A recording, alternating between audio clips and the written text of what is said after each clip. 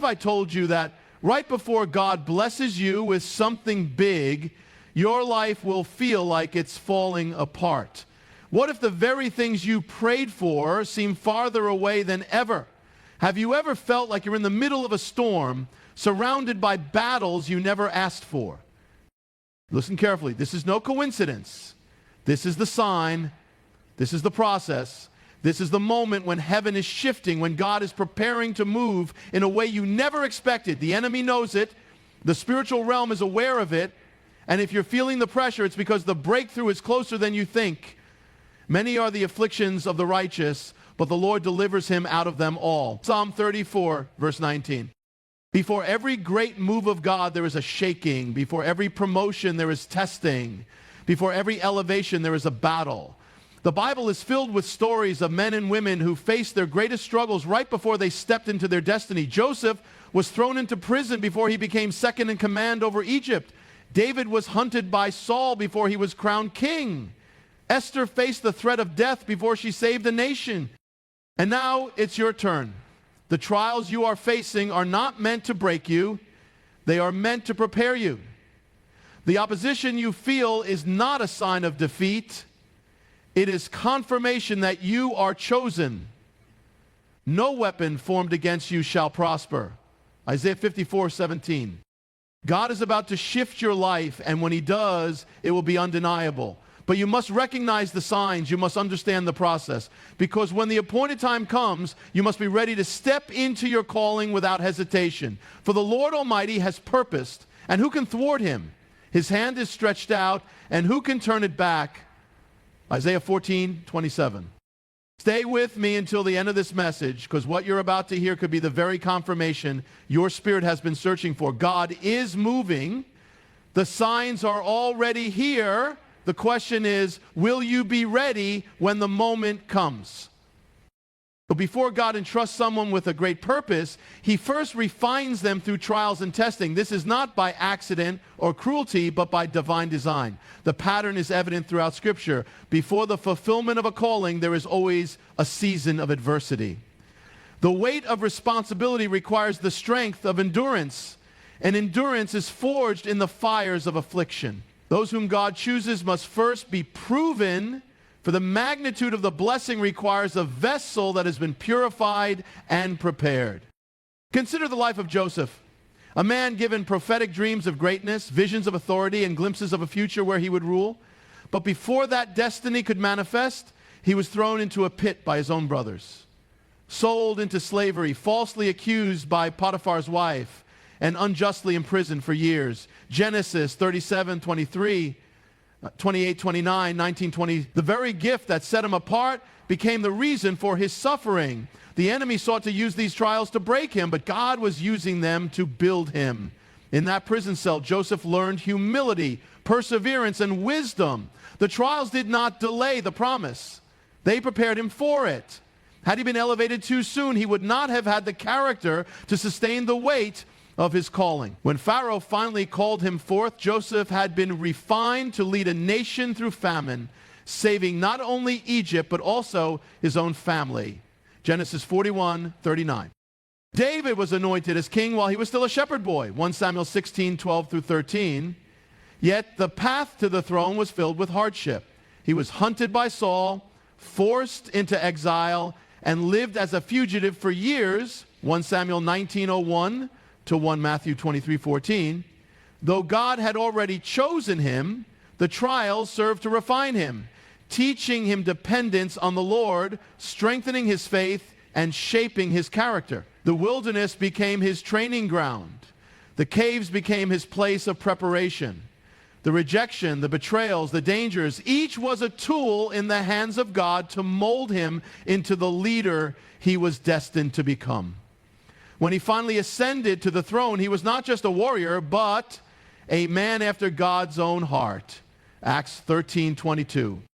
Moses was called to deliver Israel from bondage, yet before he ever stood before Pharaoh, he spent 40 years in the wilderness tending sheep. Exodus 2:15-25, Acts 7:29 and 30. His time in Egypt had made him a prince, but his time in the desert made him a leader. It was in solitude, in obscurity, and in the trials of the wilderness that he was stripped of self-reliance and filled with divine purpose. The trials were not a detour, they were the path. God appeared to him in a burning bush, commissioning him for the great work ahead. Exodus 3:1-12. Without the refining process, he would not have been prepared for the weight of leading an entire nation through the wilderness for 40 years. Even the Son of God was tested.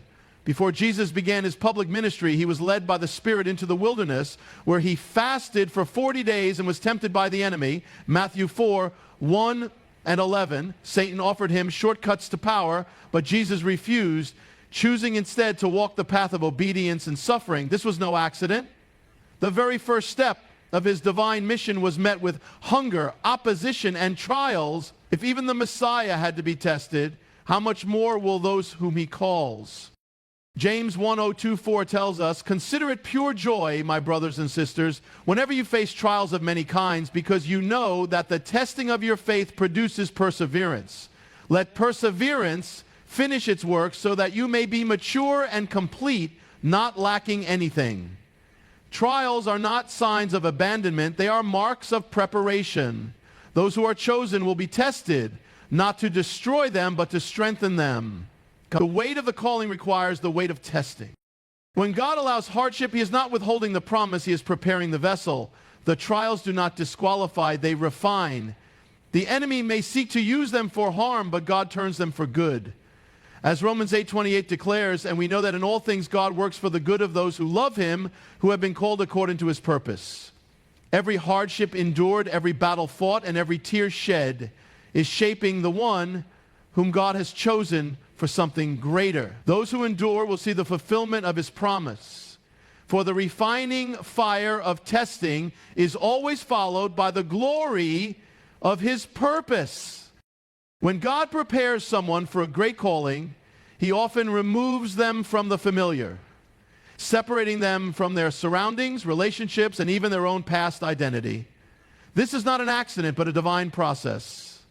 Separation and isolation are tools God uses to refine, mold, and prepare his chosen vessels. The Bible repeatedly shows that those who are called by God are often drawn away from the noise of the world, taken into places of solitude, where he speaks, strengthens, and prepares them for what is to come.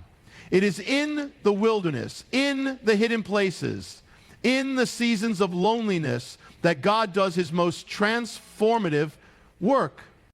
Abraham was called to leave his homeland, his father's house, and everything he knew to go to a land that God would show him. He was not given the full picture, nor was he surrounded by the comfort of his past life. He had to step out in faith, journeying into the unknown with nothing but the promise of God. The Lord had said to Abram, "Go from your country, your people, and your father's household to the land I will show you." Genesis 12:01. It was in this separation that Abraham became the father of many nations, and through him all the families of the earth were blessed. Had he remained in his homeland, surrounded by the idolatry of his people, he would never have walked into his destiny. Separation was necessary to bring forth the promise. Moses spent 40 years in the wilderness of Midian before he ever stood before Pharaoh. Once a prince of Egypt, raised in the wealth and power of the greatest empire of its time, he found himself alone tending sheep in a foreign land. Moses fled from Pharaoh and went to live in Midian, where he sat down by a well. Exodus 2:15. It was in the solitude of the desert that God appeared to him in the burning bush, revealing his plan to use him as the deliverer of Israel. Now Moses was tending the flock of Jethro, his father-in-law, the priest of Midian, and he led the flock to the far side of the wilderness and came to Horeb, the mountain of God. Exodus 3:01. The man who had been trained in the wisdom of Egypt had to be emptied of everything he thought he was before he could step into his true calling. The wilderness stripped him of his reliance on his own strength and made him dependent on the voice of God. Joseph, after being betrayed by his own brothers, was taken far from his home and sold into slavery in Egypt. The young man who once walked freely in his father's house, clothed in a robe of many colors, was suddenly a servant in a foreign land. Even there he faced false accusations and was thrown into prison, locked away from the world. But while Joseph was there in the prison, the Lord was with him. He showed him kindness and granted him favor in the eyes of the prison warden. Genesis 39:20-21. In that place of isolation, God was at work. The prison became the training ground for the palace. Joseph learned humility, patience, and the wisdom that would one day allow him to govern an entire nation. His separation was not a rejection, it was a preparation. The very place of his isolation became the doorway to his destiny. You intended to harm me, but God intended it for good to accomplish what is now being done, the saving of many lives. Genesis 50:20. David, after being anointed as king, did not immediately ascend to the throne. Instead, he was driven into the wilderness, hunted by King Saul, and forced to live in caves and desolate places. He was stripped of comfort, security, and even the ability to dwell among his own people. But it was in that season of separation that God was shaping him into the man who would lead Israel. David left Gath and escaped to the cave of Adullam. When his brothers and his father's household heard about it, they went down to him there. David 1 Samuel 22:01. The shepherd boy who once played his harp in Saul's court had to be removed from the palace before he could truly become a king. The caves became his place of refinement, where he learned to trust in God alone. The Lord is close to the brokenhearted and saves those who are crushed in spirit. Psalm 34:18. Jesus himself walked through a season of separation before stepping into his public ministry. Immediately after his baptism, he was led by the Spirit into the wilderness, where he fasted for 40 days and was tempted by the enemy. Then Jesus was led by the Spirit into the wilderness to be tempted by the devil. After fasting 40 days and 40 nights, he was hungry. Matthew 4:1-2, he was not surrounded by crowds, nor was he among his disciples. In complete solitude, he battled the forces of darkness and emerged victorious. It was only after this time of isolation that he returned in power and began proclaiming the kingdom of God. Even throughout his ministry, Jesus often withdrew to lonely places to pray, to be alone with the Father, to strengthen his spirit. But Jesus often withdrew to lonely places and prayed. Luke 5:16, if the Son of God needed times of separation, how much more do those whom he calls? The pattern is undeniable. When God chooses someone, he removes them from distractions, from voices that would deter them, from places that would keep them bound to the past. The wilderness is not a sign of abandonment, but of preparation. The loneliness is not rejection, but refinement. The stripping away of relationships, comforts, and familiar surroundings is not punishment, but positioning. Those who are set apart must first endure the process of separation, for only in the quiet, in the solitude, does the voice of God become clear. Be still and know that I am God, Psalm 46:10. Only in the wilderness is faith strengthened, dependence on God deepened, and the character required for the calling fully developed. Those who resist the separation resist the very work that will qualify them for the greater purpose ahead. For I know the plans I have for you, declares the Lord. Plans to prosper you and not to harm you. Plans to give you hope and a future. Jeremiah 29:11. When God is preparing someone for a great purpose, he often orchestrates unusual divine encounters, supernatural moments that shift the course of their lives, revealing their destiny and affirming their calling. These encounters are not ordinary. They are profound, life-altering experiences in which heaven meets earth and the natural is overshadowed by the supernatural. Throughout the Bible, those chosen by God experience encounters that leave them transformed, equipped, and ready to fulfill their divine mandate. These moments often come in the midst of trials, wilderness seasons, or moments of great uncertainty, serving as a sign that God is at work in ways beyond human understanding. Moses was tending sheep in the wilderness when he came across a sight that defied natural law, a bush that burned but was not consumed. It was in that moment that he heard the voice of God calling him by name. When the Lord saw that he had gone over to look, God called to him from within the bush, Moses, Moses. And Moses said, here I am. Exodus 3:04. This was not an ordinary event. It was a divine interruption in the midst of his isolation. a supernatural encounter that changed the trajectory of his life. God revealed himself, gave Moses a mission, and demonstrated his power through signs and wonders. What seemed like an ordinary day in the wilderness became a holy moment where Moses was commissioned to deliver an entire nation. Jacob, fleeing for his life, found himself in a barren place with nothing but a stone for a pillow.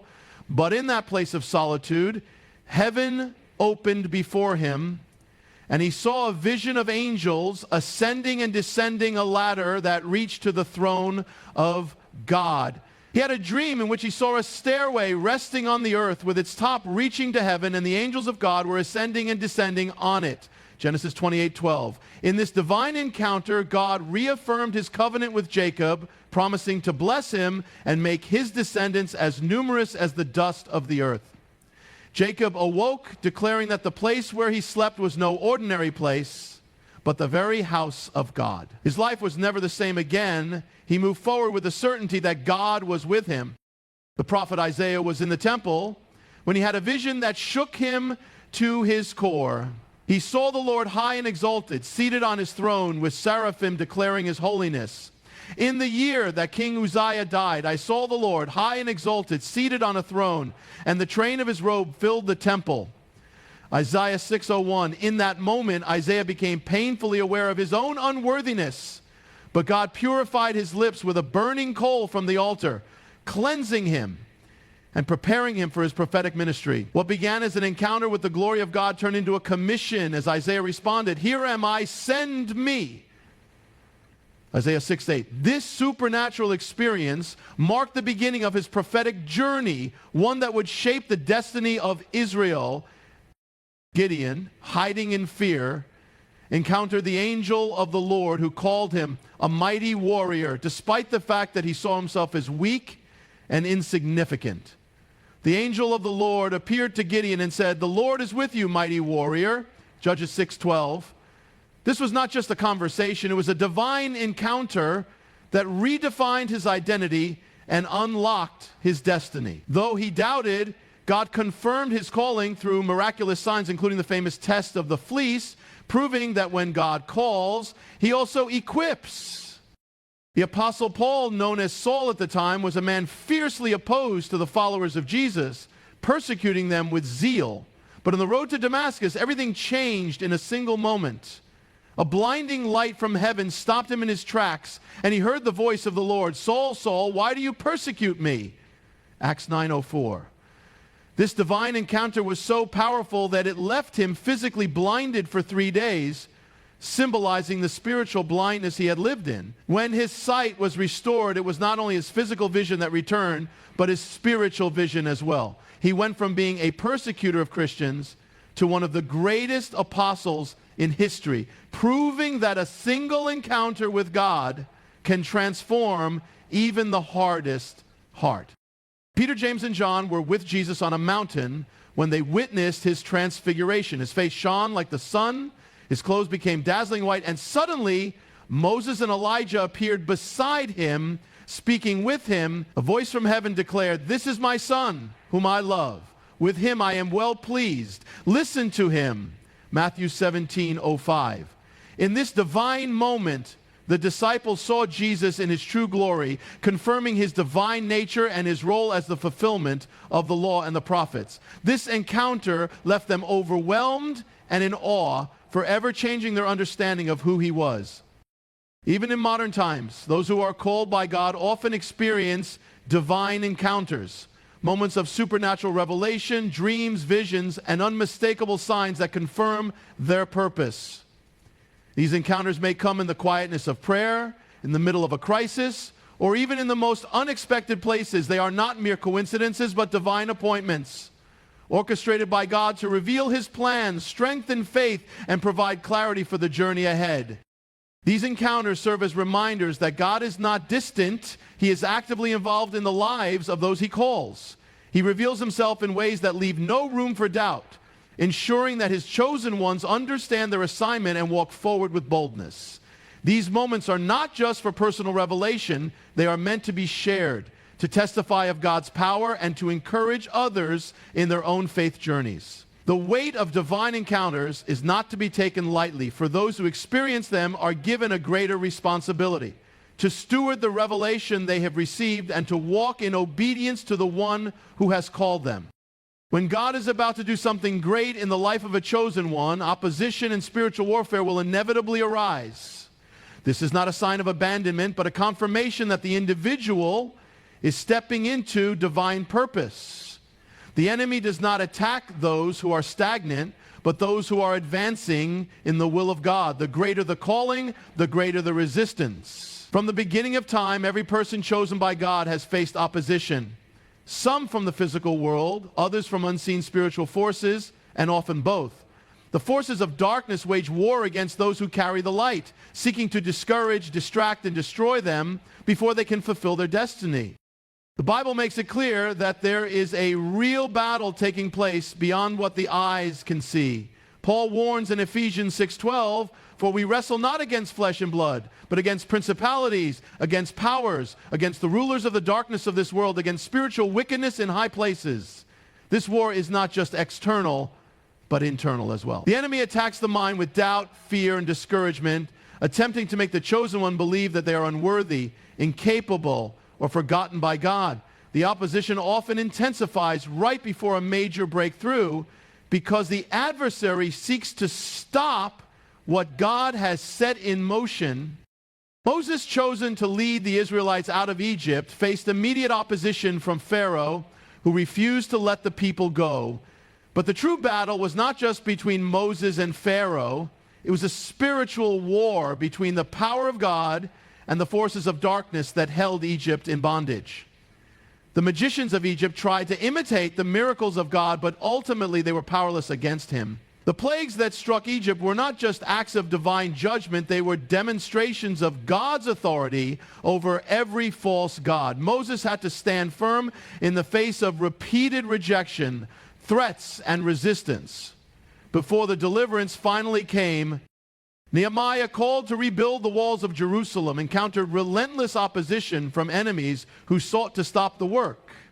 Sanballat and Tobiah mocked, threatened, and conspired against him, trying to intimidate him into abandoning the mission.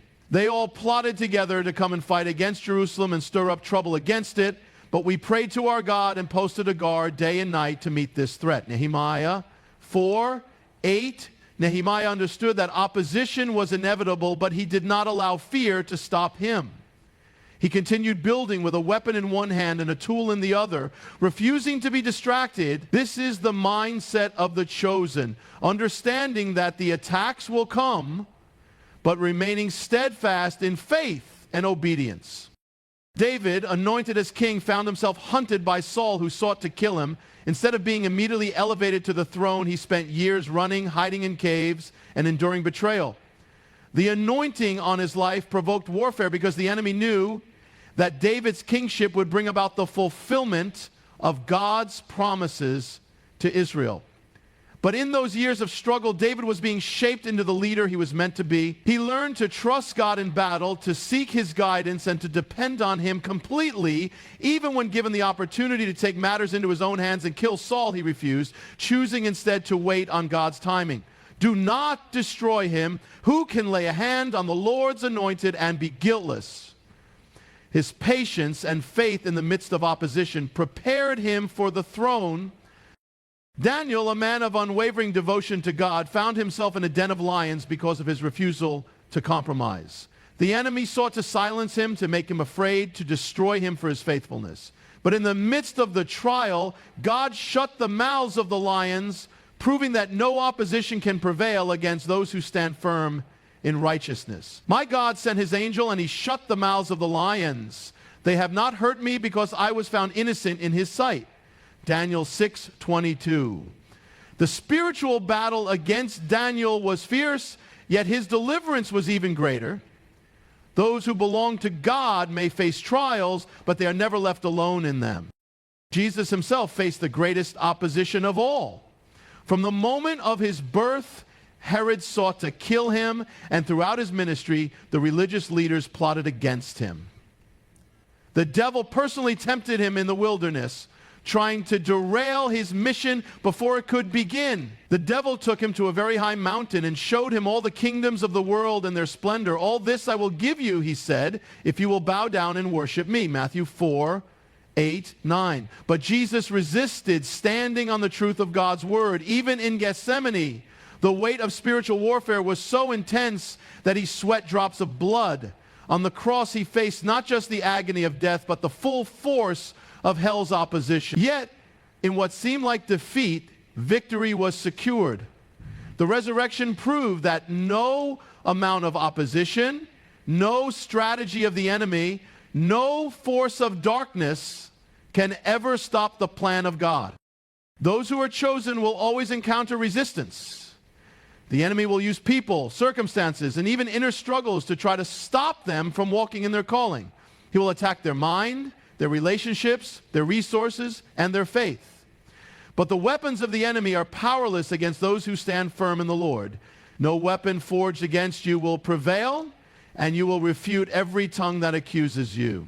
Isaiah 54:17. The key to overcoming opposition is not to fight in the flesh, but to stand in the Spirit, clothed in the armor of God, using prayer, faith, and the Word as weapons against every attack. The enemy only fights what he fears. When opposition comes, it is a sign that something great is on the horizon. Those who endure the battle, who refuse to be shaken, who continue in faith despite the resistance, will see the fulfillment of God's promises. The opposition is not a sign to quit. It is proof that the calling is real, the mission is urgent, and the breakthrough is near. Do not be afraid or discouraged because of this vast army, for the battle is not yours, but God's. 2 Chronicles 20:15. When God is about to do something great in the life of the chosen, there will be a sudden shift, an acceleration in circumstances, an increase in opportunities and divine appointments that seem to come out of nowhere. This is not by accident. It is the sovereign hand of God moving with divine speed, orchestrating events to align with His perfect will. What once seemed delayed, hindered, or impossible suddenly begins to unfold rapidly. The doors that were shut swing open, the waiting season comes to an end, and everything begins to move at a pace that only God could set in motion. Throughout the Bible, acceleration is seen when God's timing arrives. Joseph spent years in prison, forgotten and overlooked, yet in a single day, everything changed. Pharaoh called for him, and within hours, he went from a prisoner to the second most powerful man in Egypt. Then Pharaoh said to Joseph, "Since God has made all this known to you, there is no one so discerning and wise as you. You shall be in charge of my palace, and all my people are to submit to your orders. Only with respect to the throne will I be greater than you." Genesis 41:39. What seemed like a slow and painful process suddenly turned into a divine promotion. The years of testing had prepared him for the moment, and when God's time arrived, nothing could slow it down. Moses spent 40 years in the wilderness tending sheep, far removed from the life he once knew in Egypt. But when God's appointed time came, he encountered the burning bush, and his destiny accelerated.